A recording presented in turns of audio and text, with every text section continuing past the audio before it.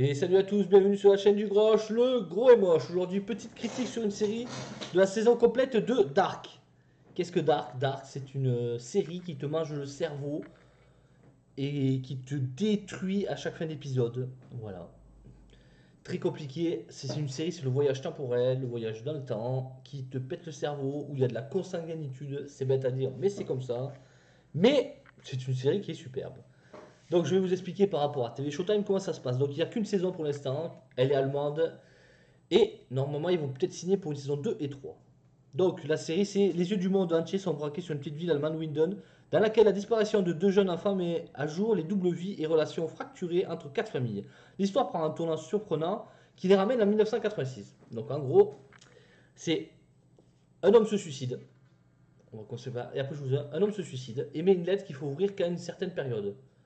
Voilà. Puis, dans la foulée, quelques temps après, un enfant disparaît dans la forêt avec une bande de 5 potes et il disparaît dans la forêt. Voilà.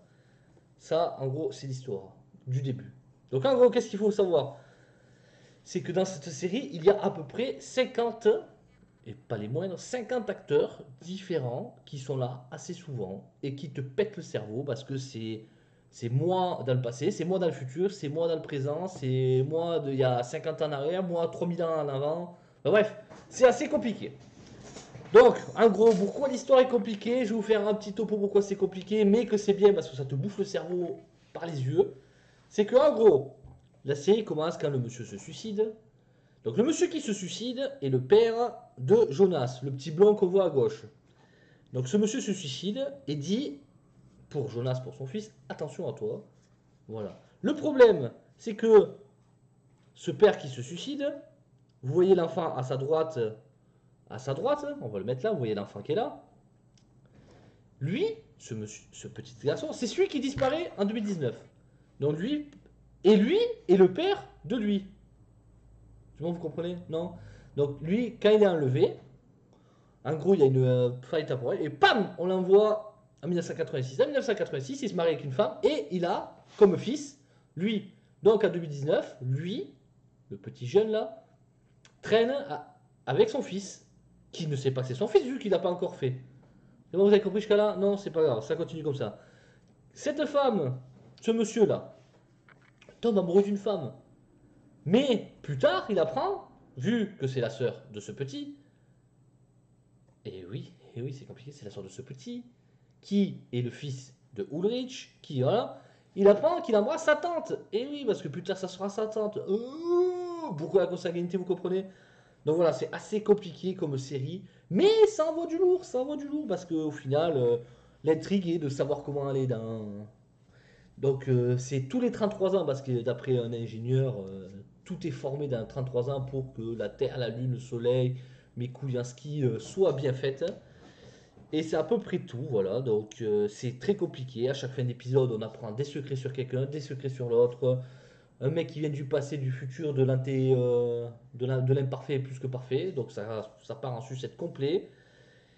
Et voilà. Et il y aura la saison 2 qui va sortir normalement d'ici je sais pas combien de temps. Mais il y a une saison 2 de prévu. Ce qui va être compliqué vu que la saison 2 commence dans le futur. Donc, il faudra se dire que c'est 33 ans plus tard, donc 2019 plus 33, ben, vous comptez.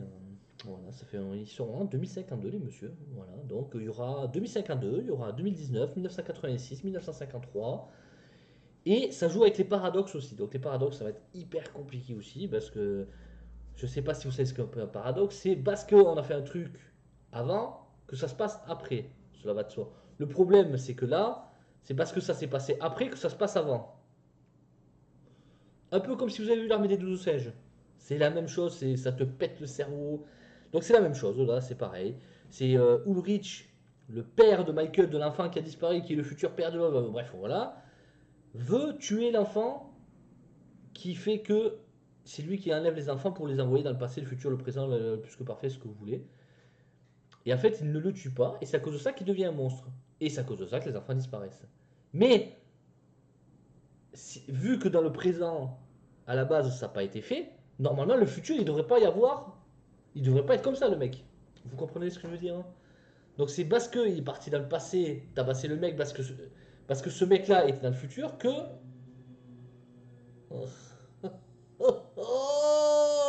comprenez? Eh ben, il faut la regarder. Voilà.